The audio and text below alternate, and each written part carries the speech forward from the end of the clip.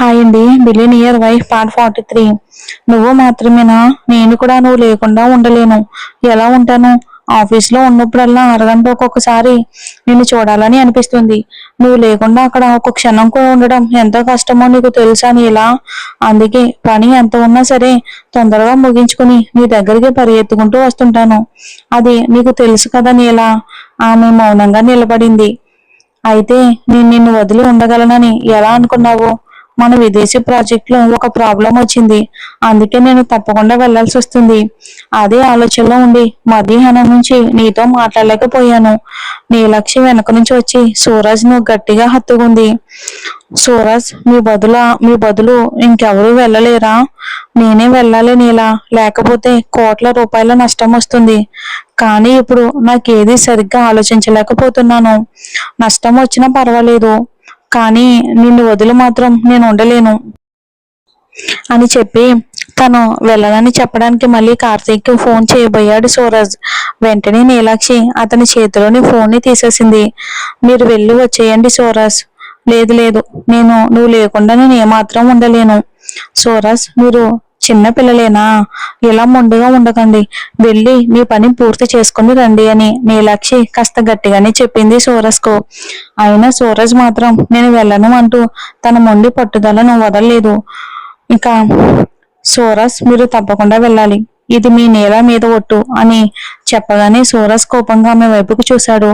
ఒక్క మాట కూడా మాట్లాడకుండా కార్తీక్ మెసేజ్ పంపి తన ప్రయాణానికి కావలసిన సామాన్లు సర్దుకోవడం మొదలుపెట్టాడు. నీలక్ష్మి మనసు బాధతో నిండిపోయింది. ఆయన పరిస్థితిని అర్థం చేసుకుని ధైర్యంగా ఉండాలని నిర్ణయించుకుంది. సూరజ్ మాత్రం ఆమెతో మాట్లాడలేదు. ఆమె వెనక నుంచి వెళ్లి అతన్ని హత్తుకోకపోతే అతను మెల్లగా అతని చేతిని తప్పించేశాడు. సూరజ్, నాపై కోపంగా ఉన్నారా? మరి నాకు కూడా చాలా బాధగా ఉంది. అయితే టికెట్ మళ్ళీ రద్దు చేసామంటావా? అయ్యో సూరజ్, వద్దొద్దు, అలా ఎందుకు చేస్తున్నారు? ఫోన్ ఉంది కదా, మాట్లాడుకుందాం. వీడియో కాల్ కూడా చేసుకుందాం. కేవలం వారం రోజులే కదా, చూస్తూ ఉండగానే గడిచిపోతాయి. అయినా అతని ముఖంలో ఉన్న దిగులు ఏమాత్రం తగ్గలేదు.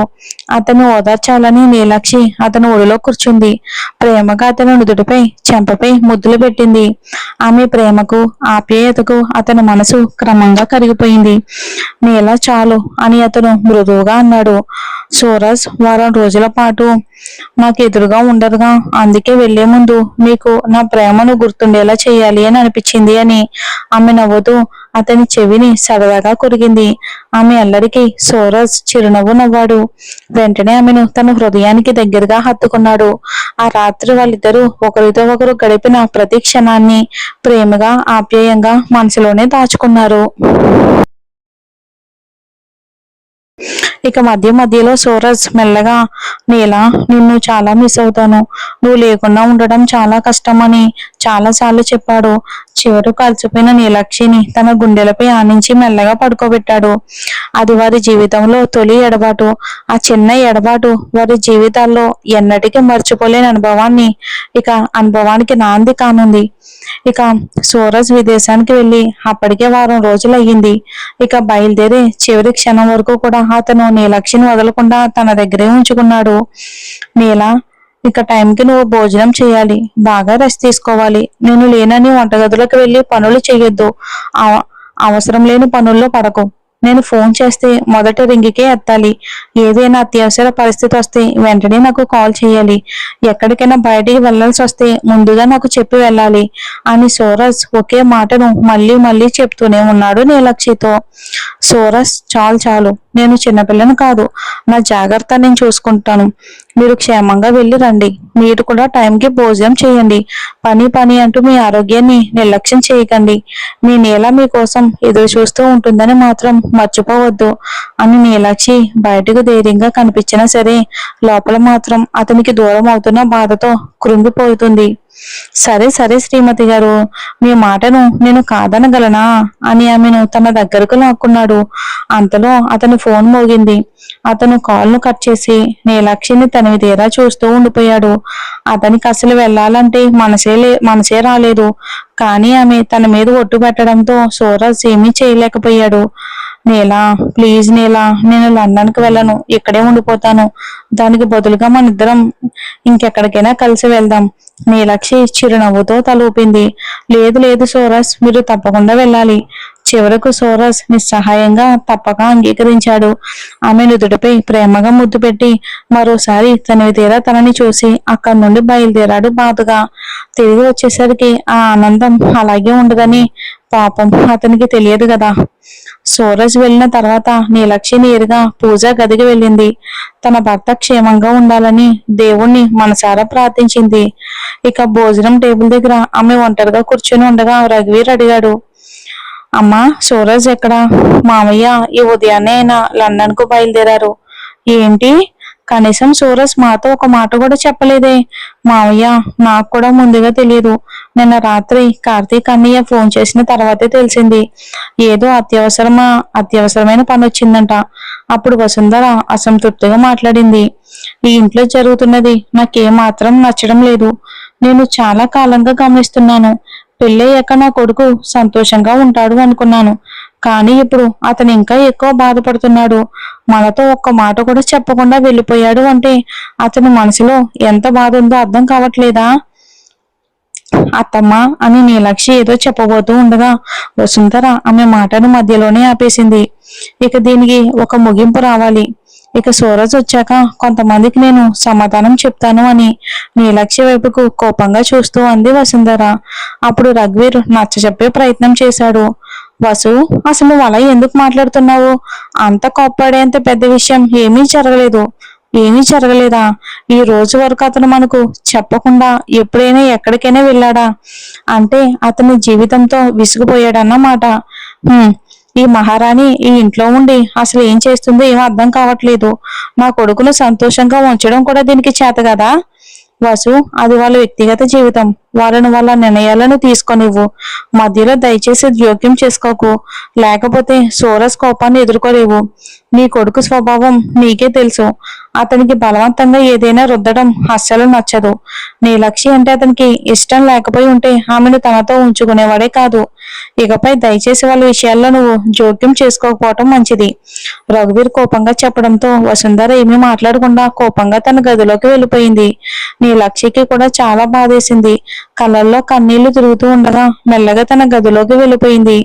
అనన్య మాత్రం మనసులో సంతోషపడింది. సూరజ్ నీలక్షిల మధ్య పెద్ద గొడవ జరిగింది.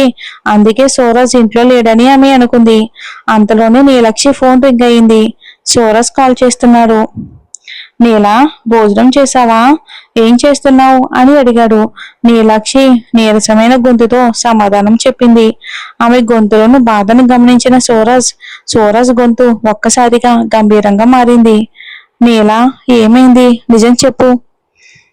నీలక్షి జరిగిందంతా అతనికి చెప్పేసింది. సరే, ఫోన్ పెట్టు, నేను వాళ్ళతో మాట్లాడతాను అని చెప్పి వెంటనే తన తల్లికి ఫోన్ చేశాడు. నేను చాలా ముఖ్యమైన పని మీద లండన్ వచ్చాను. నీలాను బాగా చూసుకోండి. ఆమెకు సమయానికి భోజనం పెట్టండి. ఆమెతో ఒక్క మాట కూడా అనొద్దు. ఆమె నా ప్రాణం అని స్పష్టంగా చెప్పి ఫోన్ పెట్టేశాడు. వసుంధర వెంటనే రఘువీర్ వైపుకు చూసి, చూసారా మీ కోడల్ని? వెంటనే వెళ్ళి అతని దగ్గర నా గురించి చెప్పేసింది. ఇప్పుడు నాకు ఫోన్ చేసి ఆమెను జాగ్రత్తగా చూసుకోమని ఆజ్ఞలు జారీ చేస్తున్నాడు అని అంది వసుంధర. దానికి రఘువీర్ చిరునవ్వుతో, ఇప్పుడైనా అర్థమైందా వాళ్ళిద్దరి మధ్య గొడవ ఉందని నువ్వే చెప్పావు కదా. ఇప్పుడు చూసావుగా అతను తన భార్య గురించి ఎంతగా ఆలోచిస్తున్నాడో. ఇక ఆమెపై అతనికి ఎంత ప్రేమ ఉందో అని చెప్పాడు రఘువీరు. ఇక ఆ రోజు నుంచి సూరజ్ చెప్పినట్టే ప్రతిరోజు నీలక్షిని భోజనానికి పిలిచేవారు. కానీ ఆమె చాలా సార్లు కిందకి రాకపోవడంతో వసుంధరే ఆమె గదికి భోజనం పంపించేది. మనసులో కోపం ఉన్న కొడుకు మాట కోసం అలా చేసేది. ఇంకా అలా ఉండగానే రోజులు గడుస్తూ ఉన్నాయి. మొదట 5 రోజులు నీలక్షి ఫోన్ను చేతిలో నుంచి దించేదే కాదు. సూరజ్ తన పక్కన లేకపోవడంతో అతనితోనే ఫోన్లో మాట్లాడటమే ఆమెకు ఓదార్పుగా మారింది. కానీ రాత్రుల్లో మాత్రం అతని పరిమళం లేకుండా, అతని సాన్నిధ్యం లేకుండా ఆమెకు అసలు నిద్ర పట్టేదే కాదు. అలా మరో 7 రోజులు గడిచిపోయాయి. గత 2 రోజులుగా సూరజ్ నుంచి ఒక్క ఫోన్ కూడా రాకపోవడంతో నీలక్షి ఎందుకో పూర్తిగా నీరసించిపోయింది. ఆమె ముఖం కూడా వాడిపోయింది. కళ్ళ కింద నల్లటి వలయాలు ఏర్పడ్డాయి. శరీరం కూడా ఎందుకో బాగా సన్నబడిపోయింది. తను ఎవరితోనూ మాట్లాడకుండా ఉదయం పూజ పూర్తి చేసుకుని తన గదిలోనే మౌనంగా ఉండిపోయేది. అయితే ఆ రోజు కూడా ఉదయం నుంచి సూరజ్ ఫోన్ కోసం అలా ఎదురు చూస్తూ చూస్తూ తెలియకుండానే అలానే నిద్రపోయింది. కొద్దిసేపటికి తర్వాత మెలకువ వచ్చింది. మంచం మీద నుంచి లేవబోతూ ఉండగా ఒక్కసారిగా తనకి ఎందుకో తల తిరిగింది. ఇక అంతే, ఆమె మళ్ళీ ఒక్కసారిగా మంచం మీదే కుప్పకూలిపోయింది నీలాక్షి. మరి నీలాక్షికి ఏమైంది? ఒకవేళ ప్రెగ్నెంటా? చూద్దాం మరి ఏం జరుగుతుందో.